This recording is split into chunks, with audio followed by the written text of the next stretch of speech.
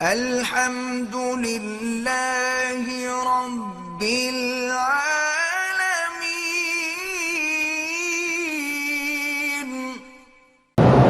حضرت علی اور حضرت معاویہ کے زمانے میں جو جنگ ہوئی تھی ان میں حق پہ کون تھا؟ تم سے پوچھا جائے گا قبر میں نہ، تمہیں کیا تکلیف ہے؟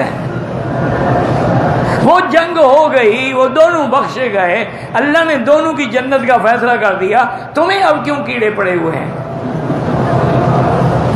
کلن وعد اللہ الحسنی۔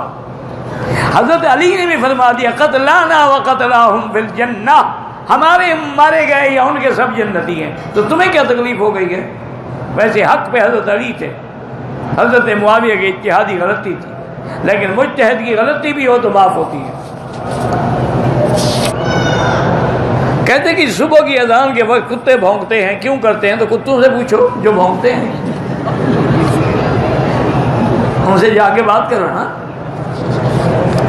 اللہ کے بندے وہ بھی شیطان کو دیکھتے ہیں، جیسے گدھا جو ہے نا وہ آوازیں نکالتا ہے، شیطان کو دیکھتا ہے، مرغ فرشتے کو دیکھتا ہے، وہ اذانیں کہتا ہے۔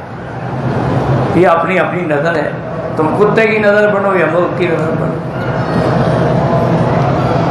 آج کل تو سب سے زیادہ محبوبی لوگوں کو کتے ہیں۔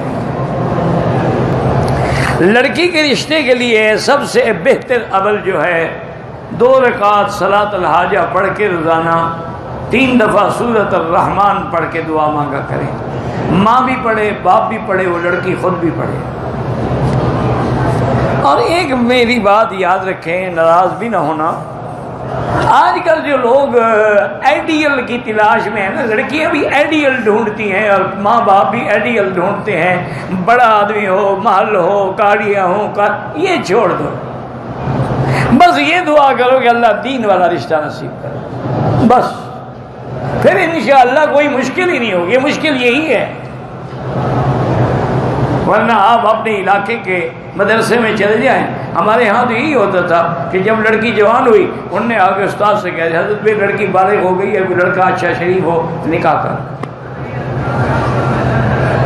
5 روپے کی چھوارے آ گئے، استاد نے بیٹھ کے نکاح کر دیا۔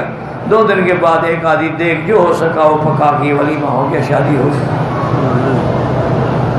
اس طرح کوئی لڑکی بھی انشاءاللہ بغیر شادی کے نہیں رہے گی۔ اگر لڑکے والے بھی جہیز ڈھونڈتے ہیں تو وہ بھی ظلم ہے، جہیز لینا حرام ہے۔